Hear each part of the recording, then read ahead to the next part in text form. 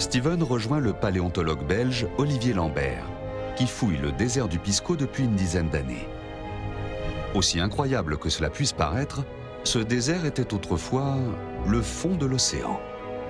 Et du fait de sa très grande aridité, il livre aujourd'hui des fossiles vieux de 8 millions d'années, retrouvés dans un état de conservation exceptionnel.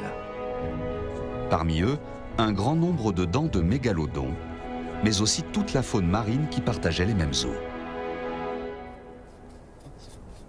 Olivier, tu as trouvé quelque chose? Oui, regarde ce spécimen. Waouh, il est de belle taille, c'est quoi? Les restes d'une baleine à fanon de taille moyenne. Sa tête est posée sur le côté, et voilà sa colonne vertébrale qui se déploie dans cette direction.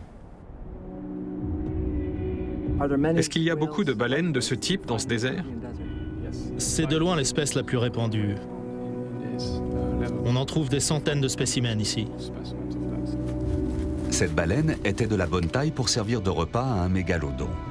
Mais rien n'indique qu'elle soit morte des suites d'une attaque du requin géant. Avez-vous trouvé des baleines portant des morsures de mégalodons? Oui, nous avons trouvé des morceaux d'os qui portent ces morsures caractéristiques du mégalodon.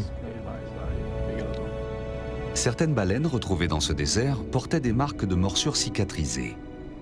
La régénération de l'os autour de l'entaille prouve qu'il y a eu des tentatives successives d'attaque de la part des mégalodons. Les squales géants chassaient des baleines bien vivantes.